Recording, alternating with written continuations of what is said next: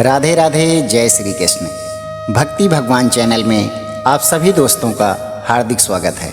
दोस्तों, हिंदू धर्म में हर दिन किसी न किसी भगवान को समर्पित है। जैसे सोमवार भगवान भोलेनाथ को, मंगलवार हनुमान जी को, तो बुधवार गौरी पुत्र गणेश को। बुधवार के दिन भगवान गणेश की पूजा की जाती है। बुधवार को भगवान गणेश के अलावा बुद्ध देव की भी पूजा की जाती है। कई लोग भगवान गणेश और बुद्ध देव दोनों के लिए साथ में व्रत करते हैं, तो कुछ लोग अलग अलग व्रत का पालन करते हैं। मान्यता है कि बुधवार का व्रत करने से धन धान्य में कमी नहीं रहती, व्यापार में वृद्धि होती है। माना जाता है कि गणेश जी की पूजा करने से घर में सुख शांति बनी रहती है। तो चलिए जानते हैं कैसे करें बुधवार व्रत की पूजा। बुधवार व्रत की शुरुआत और क्या नियम हैं, और इस व्रत में क्या खाना चाहिए, क्या नहीं खाना चाहिए। बुधवार के दिन व्रत करने वालों को एक समय खाना चाहिए। वो एक समय दही, हरी मूंग दाल का हलवा या फिर हरी वस्तु से बनी चीज़ों का सेवन कर सकते हैं। व्रत के दौरान आप दूध, फल आदि का भी सेवन कर सकते हैं। बुधवार व्रत में क्या नहीं खाना चाहिए।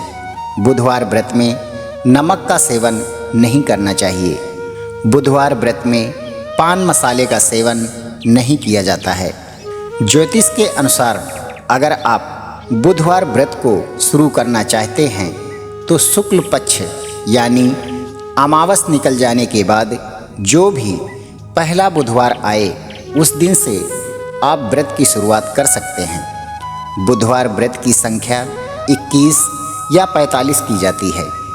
बुधवार व्रत करते हैं तो व्रत के दिन सुबह जल्दी उठकर घर की सफाई और स्नान आदि करके घर के ईशान कोण में मुख करके भगवान गणेश और बुद्ध देव की पूजा करें, दीपक जलाएं, आरती करें। इस दिन हरे रंग के वस्त्र पहनना शुभ माना जाता है।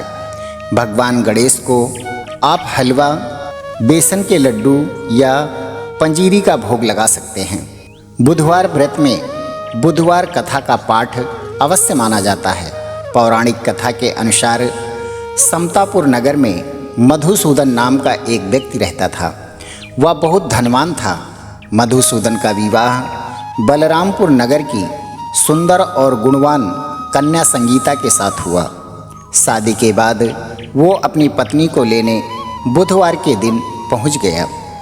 इस पर कन्या के माता पिता ने कहा कि आज बुधवार है और इस दिन किसी भी शुभ कार्य के लिए यात्रा नहीं की जाती है। इस पर मधुसूदन ने कहा कि वो इन सब बातों पर विश्वास नहीं करता है और अपनी पत्नी को लेकर चला गया।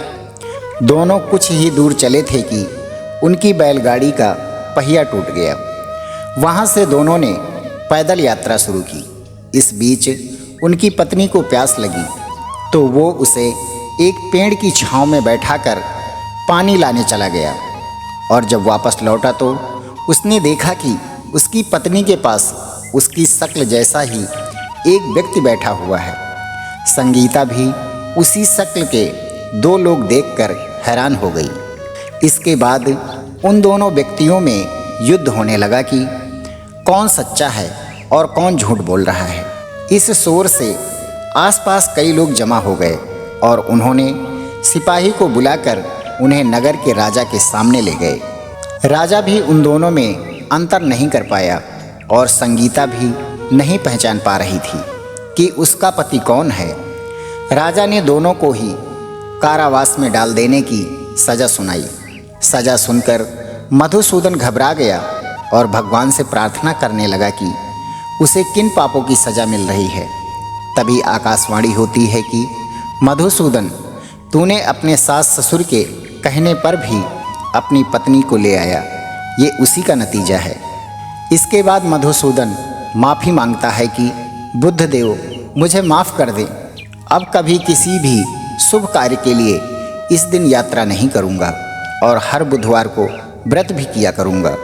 इस प्रार्थना के बाद बुद्ध देव ने उसे माफ़ कर दिया उनके ये कहते ही सामने खड़ा व्यक्ति गायब हो गया। राजा और सभी लोग इसे देखकर हैरान हो गए।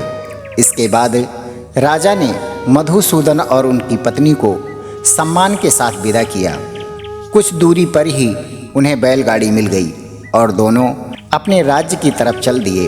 इसके बाद मधुसूदन और उसकी पत्नी हर बुधवार को विधि के साथ व्रत करने लगे और इसके बाद दोनों सुख के साथ अपना जीवन यापन करने लगे। कहानी कैसी लगी आप हमें कमेंट करके ज़रूर बताएं और अगर कहानी अच्छी लगी हो तो लाइक, शेयर और सब्सक्राइब ज़रूर करें। धन्यवाद दोस्तों, मिलते हैं एक नई कहानी के साथ। तब तक के लिए राधे राधे, जय श्री कृष्ण।